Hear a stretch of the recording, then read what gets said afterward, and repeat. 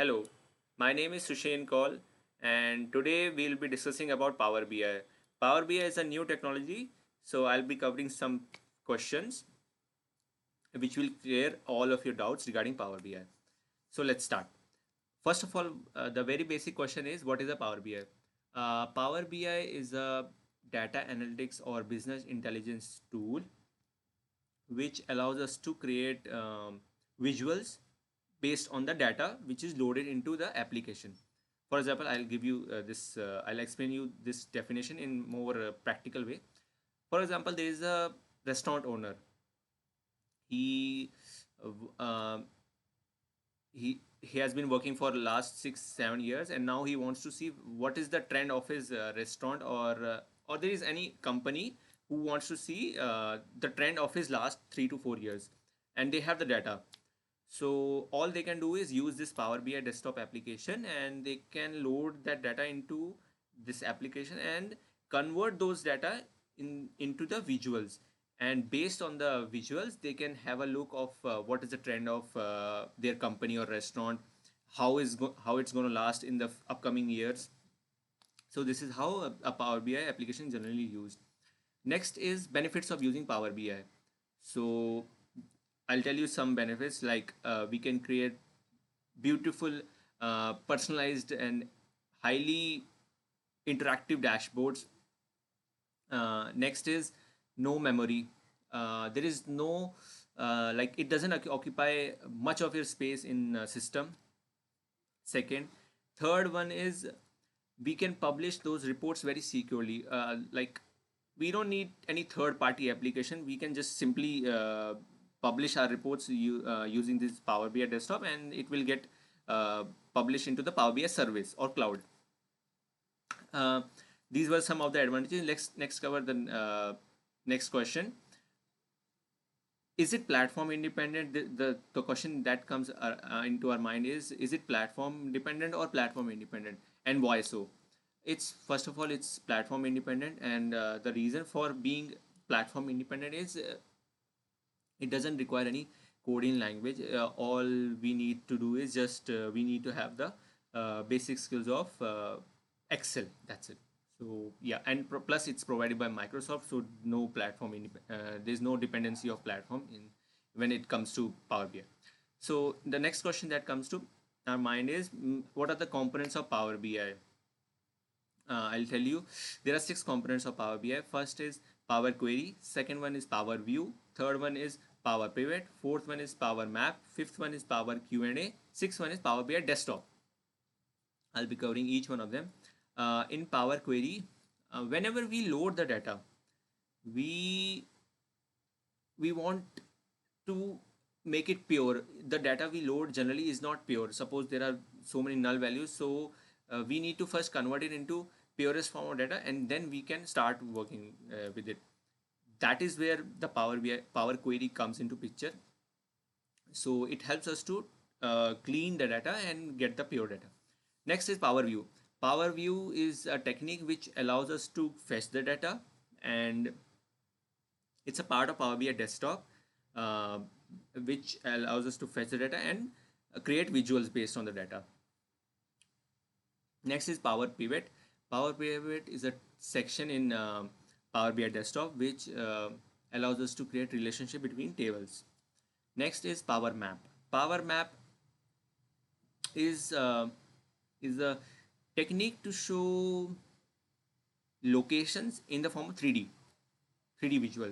So what comes next is Power Q&A. Q&A, you can generally say that like how we interact in our day-to-day life, like what are you doing, what is the status of your company, how well it's going to be in the upcoming years, how well it was in the last few years. So we can ask this type of question in Power BI, and it will generate the visual as per the question being asked. uh, Next is Power BI Desktop, which is the last one. Power BI Desktop. It is the application provided by Microsoft where we can dump our data and create the visuals. Next question that comes to our mind is what are the various refresh options available in Power BI?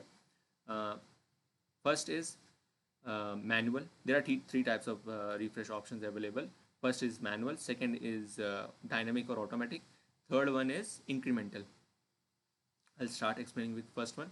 First is manual. Manual means refresh whenever we forcibly want to refresh any data. For example, I have there is a data already in Power BI desktop, and now I want to change it. I want to update it so that the the new data which has been added also gets combined with the previous data. So this is where we call as forceful or manual data, manual refresh. Second one is automatic. We set a timer for the refresh, and it will automatically update the Power BI desktop application, and accordingly, whatever the new data has been loaded into Power BI desktop application will get stored, will get combined over there. The last one is incremental. Incremental refresh generally covers, suppose we don't want to cover, we don't want to refresh entire data, because sometimes the data is so much huge that it takes a lot of time to refresh. So suppose we want to refresh only specific columns or specific uh, data set. That is where incremental refresh comes. We just need to change the setting and just uncheck the refresh options for columns whichever I are selected. Suppose I have unchecked A, B, and D.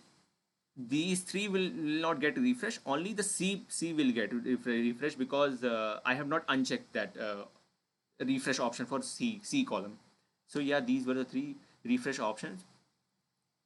Next is different connectivity modes. There are three different connectivity modes. First is import, second one is direct query, and third one is live connection. In import, we import the data into Power BI desktop application, and in direct query, suppose the data is there in the database, we don't need to dump it into the Power BI desktop application. We just need to interact with it, with the data which is stored over there, or either in the cloud or in this database, anywhere. We just need to interact from there itself. And the only difference between live connection is also somewhat same as of direct query, but the only difference between live connection and direct query is live connection handle a lot of data, like there is no size limit to that.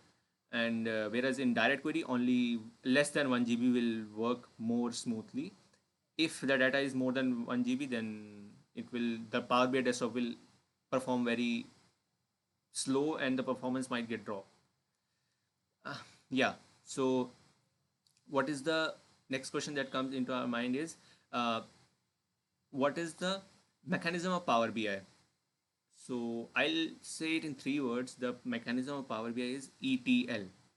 So E stands for extract, T stands for transform, L stands for load. I'll explain it more deeply. Uh, in in E, what E stands for is extract. So extract means wherever the data is, suppose whether it is in SQL server, or is it's in a PDF file, or it's in Excel file, we fetch it from there and dump it into the Power BI desktop. This is the process of extract. Next comes transform.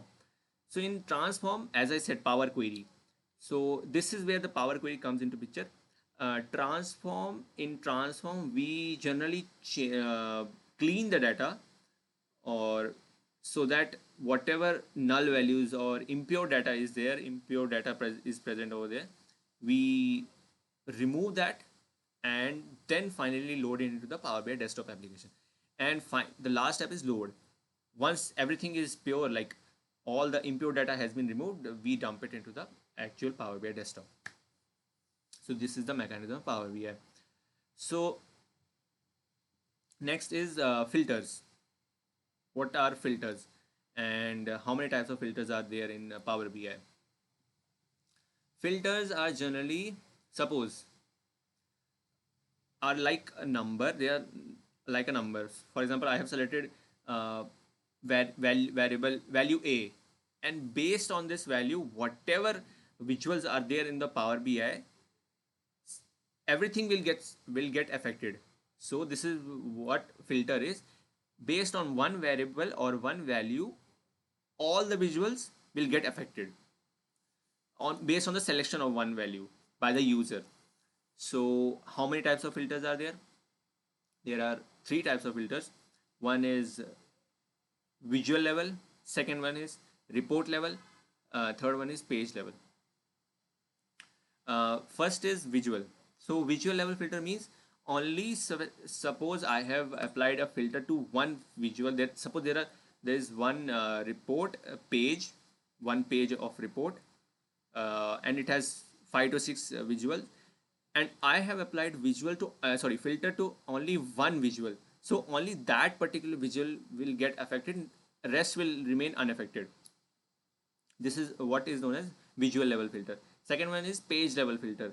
Page level filter means same example. Suppose there are six visuals in one report or one page of report. Uh, if I apply page level filter, all the visuals will get affected within that page, only single page. Whereas in the last one, report level filter, suppose there are 5 to 6 pages in the report, and all these pages have 2 to 3 visuals as their subparts. All the visuals of all the pages within that single report will get affected using report level filter. So one last question that I'll be covering right now is custom visuals. We have generally we have visuals provided by Microsoft in the Power BI desktop application, but sometimes we require visuals that are not part of there. So this is what custom visual is. The visuals which are not part of our Power BI desktop application provided by Microsoft, those are known as custom visuals. And what are the types of visuals we already have in our as a predefined part in Power BI desktop application provided by Microsoft are stacked bar charts. Some of them are stacked bar chart, column bar chart, donut, pie chart, table, matrix, Q&A. These are some of the or key influencers are also there. Card is also there. These are some of the visuals we have in our Power BI desktop application, which is provided by Microsoft as a default visual. So thank you.